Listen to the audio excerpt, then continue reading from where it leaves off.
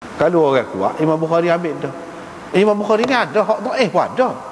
Bukan semua perawi dia dalam kitab-kitab dia hak lain tu perawi dia sahih belaka semua dalam sahih Bukhari. Tak. Mana dia ambil? Hak ni dia tak ambil ni, bagi dia ni beratlah. Tasir lah. Itu benar. Tetapi dari segi isi dia, kalau tak mengambil kira hak kata nasah tu lah, memang ada kebenarannya, betul. Hak ni dulu tu, hak ni kemudian tu, betul lah. Dan hak ni daripada hak ni menunjukkan kewajiban semaya di tahajud di peringkat awal. Dan kemudian kemudian seperti dalam riwayat satu lagi, jarak antara dua tu iaitu setahun. Setahun. Hak awal dengan hak ujung. Hak ujung tu menunjukkan bahawa sembahyang ni tidaklah wajib. Tidaklah wajib. Dia sudah jadi sunat. Sudah jadi sunat. Tu hak nak sini. Dan dalam hadis ni dia sebutkan tafsirat Ibnu Abbas, inna nasyi'atal lail hiya ashaddu wat'an wa aqwamu qila. Apa makna nasyi'atal lail? Itu je. Nasyi'atal lail yakni di awal malam. Di awal malam. Pasal peringkat permulaan tu kamu bangunlah untuk bersemayam nisfahu illa qalilan, kecuali sikit yang malam tu tinggal. Nisfahu, separuh daripada malam tu maya. Ataupun tambah zid alai, ataupun kurang boleh.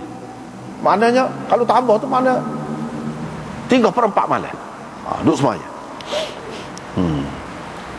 Ataupun 2/3 malam sepanjang tu duduk semayang. Lama. Dalam riwayat satu lagi, kemudian dia kata panjang mana semayang? Serupa dengan semayang bulan puasa lah, semayang tarawih tu. Panjang tu lah semayang. Jadi semayang hak di peringkat awal ni, semayang tahajud ni lebih kurang dengan semayang hak bulan Ramadan. Panjang kat lah, lama kat lah semayang. Lepas tu dia sebut di sini Allah Subhanahu taala meringankan, faqra'u ma tayassara minal Quran, bacalah. Dia sebut baca. Hak ni pun majas juga. Baca tu maksud semayang. Sebab dalam semayang tu ada baca Quran. Sebab dalam semayang tu ada baca. Ini menunjukkan digunakan di sini itlaqul juz wa iradatil kull juga. Sebutkan sebahagian daripada semayang, tapi maksudnya semua sekali semayang. Iaitu baca Quran. Yang ni semayanglah hak mana hak mudah kepada kamu. Hak mudah tu lagu mana? Iaitu kalau di awal malam semayang, bukan kata tidur dulu lepas tu tengah malam baru bangun semayang, tidak. Bolehlah kita nak semayang. Semayang di awal malam itu lebih mudah lagi. Lebih mudah untuk kita nak buat. Yang ni sebab manusia tu bila dia semayang dia tak tahu adakah dia akan bangun ataupun tidak. Aqwa muqila atau apa makna? Dia kata lebih mudah untuk nak faham. Sebab kalau tengah malam tu ngantuk tak apa nak faham. Tapi kalau kita tak faham ni, tengah segar pun tak faham juga. Awal malam pun super tular je. Kepada orang yang faham lah. Pada orang yang faham, makna ketika mengatuk dengan ketika tidak mengatuk, mana lebih jelira? Tentu sekali lebih jelira dari segi nak memahami makna dia tu pada ketika tak mengatuk, iaitu di awal malam lah. Innalaka fin nahar sabahan tawila. Nak ayatnya, kalau nak suruh semayang tengah malam ni lama gitu mo, jadi susah lah. Sebab tengah hari ni banyak dah kerja. Banyak dah kerja. Luar waktu untuk buat kau ni, untuk pergi sana sini, jadi penat lah. Dengan sebab itu diberi kelonggaran. Untuk semayang ni tidaklah kata lama gitu mo. Semayang 2 rakaat pada dah. 2 rakaat pada dah. Tapi hak moleknya mengikut hak sunnah lah. Mengikut hak sunnah. Tidak sekadar 2 rakaat sajalah. Lepas tu dia sebut riwayat daripada Ibnu Abbas, bila turun awal Muzammil, mereka pun semayang. Lebih kurang lama dia ataupun panjang dia tu, lebih kurang dengan semayang pada bulan Ramadan. Pada bulan Ramadan, semayang pada bulan Ramadan tu dia, iaitu tarawih tu, sehingga turun akhirnya. Turun akhirnya. Yang ni bahagian akhir daripada surah tu lah turun.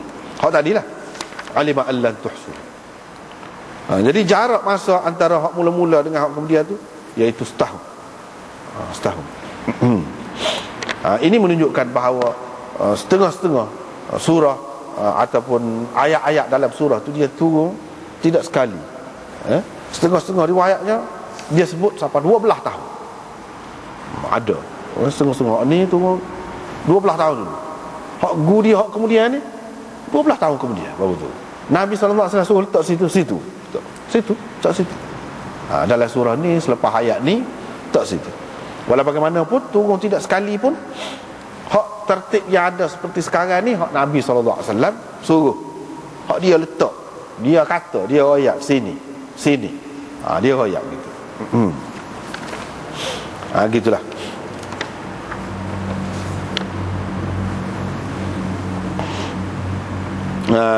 Kemudian hak nasah qiyamil lail, nasah kepada dia, bukan nasah sembahyang tu tak ada langsung dak, sembahyang tu tetap ada. Nasah hukum dia, hukum hak dulu wajib, hukum hak kemudian tidak wajib. Gitu. Lepas tu wajib tu kepada siapa? Kepada semua lah, sahabat-sahabat Nabi dan Nabi sekali lah di peringkat permulaan. Lepas tu kata nasah wujub dia tu, nasah kewajiban dia tu untuk sahabat-sahabat. Adapun kepada Nabi, adakah dinasah juga? Itu khilaf. Ada yang kata nasah juga, ada yang mengatakan tidak, iaitu Nabi SAW tetap wajib kepada dia sembahyang malam ini, sembahyang malam ataupun lebih dikenali dengan nama sembahyang tahajud. Itu orang panggil qiyamul lail, sembahyang tahajud. Adapun qiyam Ramadan itu lain. Qiyam Ramadan dia ada dua. Dalam kitab hadis ni selalu kita jumpa qiyam Ramadan, tahajud, qiyamul lail. Qiyamul lail tu hak tidak bulan Ramadan, iaitu tahajud. Dalam bulan Ramadan pun ada juga. Tapi kalau kata qiyam Ramadan tu bulan Ramadan, qiyamul lail tu tidak bulan Ramadan pun ada. Hak tu orang panggil tahajud. Pada bulan Ramadan qiyamul lail pun ada juga, dan qiyam Ramadan pun ada juga. Qiyam yang dimaksudkan dengan qiyam Ramadan itu sembahyang tarawih. Ramai orang keliru tu hak tu. Dia ingat tarawih tu masuk dalam qiyamul lail juga. Tak. Dia istilah beza. Dalam kita hadis mana-mana cuba perhati, memang dia ada beza. Hak ni qiyamul lail, hak ni qiyam Ramadan. Dia ada beza.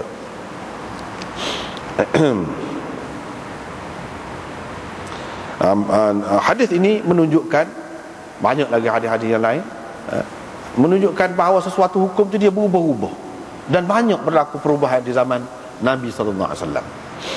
Bukan Allah SWT tak tahu, dia tahu. Dia tahu dah. Tetapi nak uji rasa. Dan ini sebagai penapih, terutamanya di zaman Nabi SAW. Banyak hukum satu ketika gini, lepas tu gini. Satu ketika wajib, lepas tu jadi sunat. Satu ketika tidak kuat, lepas tu jadi kuat. Satu ketika tidak wajib, lepas tu jadi wajib. Misalnya sembahyang 5 waktu. Sebelum pada tu sembahyang ada, sembahyang ni ada, tapi tidaklah seperti ni. Tapi kemudian kau kuat pun sekadar tu lah, mana 5 waktu lah. Sebelum pada tu tidak, 2 waktu je sembahyang. Begitu juga air sembahyang. Air sembahyang sebelum pada tu lain, selepas pada turun hak ni ada pula kaedah, ketetapan gini-gini. Ada pun sebelum pada tu tak ada lah, tetap sangat. Dia ada tu, berubah-ubah. Kepada kita hak kemudian ni, kita ambil hak sudah siap dah. Lagu mana hak sudah siap dah. Yang ni sembahyang kita tidak ikut tertib zaman Nabi, mula-mula gini, lepas tu gini, lepas tu gini. Ambil hak siap dah. Mula-mula boleh kecek misalnya dalam sembahyang zaman Nabi kan. Kita tak boleh lagu tu. Mula-mula khutbah jemaah ni lepas sembahyang, bukan sebelum sembahyang zaman Nabi.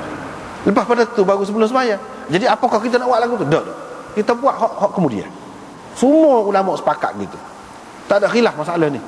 Tak ada khilaf. Dalam perkara apa pun. Zaman Nabi pentingnya ada benda-benda lagu ni. Sebab apa? Dia sebagai penapis. Seperti kita kata tadi lah.